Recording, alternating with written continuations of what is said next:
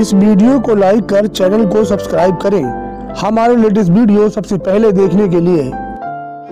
कि हमारा पतन ये वो लोग हैं जो देश पर मरने मिटने के लिए तैयार होते हैं। बताइए, आज जो आपने देखा कि देश में प्रदेश में हर जगह अग्निपथ को लेकर यानी सैनिक भर्ती को लेकर जो 4 साल की भर्ती है उसको लेकर प्रोटेस्ट हो रहा है, क्या कुछ कहेंगे?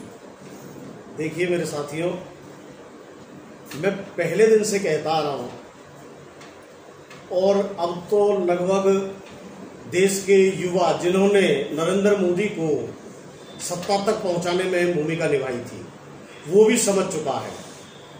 और ये युवा है, जहां जवानी चलती है वहां जमाना चलता है। ये एक तानाशाह सरकार है, तानाशाह हमारे देश के प्रधानमंत्री हैं। और अभी हाल ही में हम सबने देखा कि श्रीलंका में तानाशाही सरकार थी, उस सरकार का क्या असर हुआ, उस देश का क्या असर हुआ। वहां की जनता को मजबूरन तानाशाही के खिलाफ सड़कों पर उतरना पड़ा। हमारे यहां भी ऐसा ही माहौल बन चुका है, ऐसे हालात पैदा कर दिए गए हैं इस सरकार में। मैं पूछना चाहता हूं कि ये युवाओं के साथ ऐसा माहौल क्यों उड़ाया जा रहा है, उनके साथ भद्दा मजाक क्यों किया जा रहा है? कॉन्ट्रैक्ट बेस पर 4 साल के लिए युवाओं को लिया जा रहा है। अरे कॉन्ट्रैक्ट बेस पर तो गुलाम लिए जाते हैं, सेना नहीं ली जाती। ये वो लोग हैं जो देश पर मरने मिटने के लिए तैयार होते हैं। 4 साल के लिए इनको सेना में भर्ती करना कहां की तुकबंदी है? कहां जाएगा इनका भविष्य आगे चल के? ये ऐसा कैसे मजाक कर सकते हैं? एक सैनिक ने कल जवाब दिया था, सेना के बड़े अधिकारी ने जवाब दिया था कि कोई भी फौजी 5 साल में जाकर के तैयार होता है। 6 महीने की ट्रेनिंग से फिजिकल टेस्ट वगैरह में ही चले जाते हैं। वो इतनी जल्दी सेना का जवान तैयार नहीं होता है। और ये 4 साल में जिनमें से 90 छुट्टियां भी हैं, जिनमें 6 महीने की ट्रेनिंग भी है, उनको 4 साल में भर्ती भी कर रहे हैं 18 से 21 तक। और भर्ती के बाद जब उनका कार्यकाल पूरा हो जाएगा उनको उनका घर का रास्ता दिखा दिया जाएगा।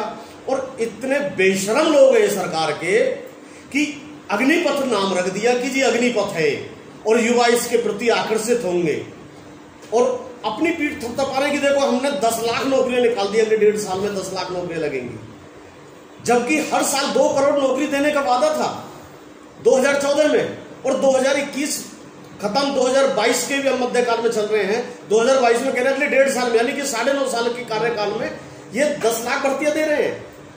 ये क्या करना चाहते हैं इस देश का? सर वो तो अपनी पीठ थपथपा रहे हैं, कह रहे हैं हम अच्छा रिक्रूटमेंट लेके आए सेना में। ये कौन सा अच्छा बिल है? आप मुझे बताइए, अगर ये अच्छा बिल होता तो आज हमारे युवा सड़कों पे नहीं उतरते। आज पलवल के हालात देख लीजिए, पलवल में कितने बुरे हालात पैदा हुए हैं। पलवल में हजारों युवा, कोई नेतृत्व तो नहीं कर रहा उन युवाओं का, कोई भी ये आरोप नहीं है कि कोई विपक्षी नेता उनको भड़का रहा हो या कोई अपनी राजनीतिक रोटियां सेक रहा हो। युवा अपने आप सड़कों पर उतर के आए हैं और वो तब सड़कों पर उतरे हैं सरकार की तानाशाही के खिलाफ, इस भर्ती के खिलाफ। अगर ये अच्छी स्कीम होती तो युवा इसका स्वागत करते, ना कि विरोध करते। आज युवाओं के माता पिताओं में बहुत भारी आक्रोश है। कोई भी सेना में भर्ती के लिए हमारे खासतौर पर हरियाणा के युवा नौजवान सुबह 3 बजे उठ करके दौड़ करते हैं, फिजिकल अपना फिट करने के लिए तमाम प्रकार के योगा और व्यायाम करते हैं, दौड़ लगाते हैं। इतनी मेहनत करके वो इस सपने के साथ दौड़ते हैं कि मुझे देश की सेवा में जाना है। लेकिन कहां क्या कर रही है सरकार? ये सरकार पूरी तरह नकारा, निकम्मी सरकार है, डरी हुई सरकार है। मैंने पहले भी कहा था जो तानाशाह होता है वो डरता है। और आपको मैं बता दूं वो दिन दूर नहीं है, क्योंकि युवा बिना किसी के बहकावे में, बिना किसी के समर्थन से अकेला सड़कों पर, केवल पलवल के आज 1857 में जैसे मेरठ से आजादी की क्रांति की लौ उत्पन्न हुई थी, उसी प्रकार से इस सरकार के लिए पलवल से जो आज युवाओं ने आंदोलन का बिगुल फूका है वो इस सरकार के लिए ताबूत में आखिरी कील बन के साबित होगा। ये आज आपको मैं बिल्कुल दावे के साथ कह सकता हूं। और केवल पलवल ही नहीं, आप बिहार के पटना में देख लीजिए, आप हरियाणा के और हिस्सों में देख लीजिए, और धीरे धीरे ये चिंगारी पूरे देश में पनपेगी। और मुझे याद आ रहा वो दिन जब मंडल आयोग के खिलाफ वीपी सिंह सरकार थी देश में, युवा नौजवान सड़कों पे आ गया था, युवाओं ने अपनी जान तक दे दी थी, लेकिन हुकूमत की जड़ें हिला दी थी। और उस तानाशाह वीपी सिंह को अपनी गद्दी छोड़ करके जाना पड़ा था। बड़े शर्म की बात है। ये लोग कहते हैं हमने भर्तियां निकाली हैं, ये इस प्रकार की भर्तियां होती है जींद में एक युवक ने अपनी जान दे दी, युवा नौजवान अपनी जान दे रहा है। कहां क्या करेगा युवा नौजवान? प्राइवेट सेक्टरों का बुरा हाल हुआ पड़ा है, प्राइवेट सेक्टरों में नौकरियां नहीं है, सरकार की नौकरियां नहीं है। कोई भी अगर ये फॉर्म वगैरह निकालते हैं, पैसे ले लेते हैं, अपनी जेबें भर लेते हैं और उसके बाद पेपर लीक कर देते हैं। युवा नौजवान पेपर देने के लिए दूसरे स्टेटों में सर आने वाले समय में आप युवाओं का कहाँ देखते हैं? कहाँ रोजगार है उनको? कहाँ रोजगार मिलेगा या किस रूप में देखते हैं? अभी तो सरकार इनकी सरकार है, भाजपा की सरकार है, एनडीए की सरकार है। इस सरकार में युवाओं को सिर्फ प्रलोभन दिया जाता है, झूठा प्रलोभन दिया जाता है और उनको एक सपने दिखाए जाते हैं। लेकिन अब वो दिन दूर नहीं है, क्योंकि अब युवा जाग चुका है। युवाओं ने अब अपने भविष्य को संवारने के लिए खुद सड़कों पर उतरने का मन बना लिया है और वो दिन दूर नहीं है। मैं आज ये बात दावे के साथ कहता हूं कि ये सरकार अपने 5 साल का पूरा कार्यकाल नहीं कर पाएगी, क्योंकि जब युवा लोग, क्योंकि इस सरकार को बनाने के लिए जिस प्रकार से मोदी ने दवा स्वप्न दिखाए थे, एक भी आप वादा बता दीजिए 2014 में जिन जिन वादों पर ये सरकार बन के आई थी, नरेंद्र मोदी सत्तासीन हुए थे, कौन सा वादा पूरा हुआ है? क्या स्विस बैंक से काला धन वापस आ गया? क्या युवाओं को हर साल 2 करोड़ नौकरियां दे दी गई? क्या प्राइवेट सेक्टर को बढ़ावा दिया गया? क्या विदेशों से निवेश आया? क्या विकास का पहिया तेजी से चल रहा है? क्या भ्रष्टाचार बंद हो गया? आज अमित शाह का बेटा जय शाह की जो प्रॉपर्टी है, जो उसकी इनकम है, जो उसकी आय है, वो कई सौ गुना बढ़ जाती है। वहां ईडी के छापे नहीं लगते, वहां ईडी पूछताछ नहीं करती, क्योंकि वो अमित शाह का बेटा है। आज ईडी के लिए सरकार ही सब कुछ है, कोई एजेंसी इंडिपेंडेंट एजेंसी नहीं है। ये सिर्फ सीबीआई या ईडी और अन्य जो स्वतंत्र एजेंसियां थी वो सरकार के लिए तोते का काम कर रही है। 4 दिन से लगातार राहुल गांधी को प्रतिदिन ईडी अपने दफ्तर बुला के हरासमेंट कर रही है। क्या कसूर राहुल गांधी का? एक पैतृक चीज जो कि नेशनल हेराल्ड नाम का जो न्यूज़पेपर था, उस पेपर के लेन देन में बेवजह राहुल गांधी का नाम घसीटा जा रहा है, सोनिया गांधी जी का नाम घसीटा जा रहा है। ये सिर्फ बौखलाहट का परिणाम है और कोई बात नहीं है। इनकी बौखलाहट वो ज्यादा दिन अब टिकने वाली नहीं है। वो बौखलाहट इनकी पतन का कारण बन रही है। इनको पता है इस बात की कि हमारा पतन अब निश्चित तौर पर है और वो दिन दूर नहीं है जब ये झोला उठाकर प्रधानमंत्री जी यहां से चले जाएंगे। लेकिन ऐसे नहीं जाने देंगे हम झोला लेकर के। हम उस झोले को चेक कराएंगे, ये देश की जनता उस झोले को चेक करेगी कि झोले में क्या मसाला लेकर जा रहे हैं। क्या लगता है सरकार को ये फैसला वापस लेना चाहिए? सरकार को फैसला लेना पड़ेगा। ये भद्दा मजाक है युवाओं के साथ। ये देश के युवा ही नहीं है केवल, वो देश के भविष्य हैं। उनके ऊपर देश का भविष्य, उनके कंधों पर देश का भविष्य तैनात है। आज हमारी सेना को इतना कमजोर कर दिया गया इन्होंने, इसलिए कमजोर कर दिया हमारी सेना को ताकि ये विदेशी ताकतों से मिलकर हमारे देश का सौदा कर सके। हमारे देश को ये हर कदम पर बेचते आ रहे हैं, हर चीज इन्होंने बेच दी। हमारे देश के जो आय के साधन थे, जो हमारे देश में एक आर्थिक स्थिति को मजबूत कर रहे थे, वो सारी संस्थाएं इन्होंने बेच दी। अब ये सेना का भी सौदा कर रहे हैं। और इनका इतिहास रहा है, माननीय अटल बिहारी की सरकार में ताबूत घोटाला हुआ था, पुलवामा में हमारे सैनिक मारे गए। मैं पूछना चाहता हूं कि जांच क्यों नहीं हुई आज तक? हमारे पुलवामा में जो शहीद जिंदा जला दिए गए थे, 300 किलो आरडीएक्स कहां से आई? कौन लेके आया? क्या कोई ईडी वहां पर जाएगी?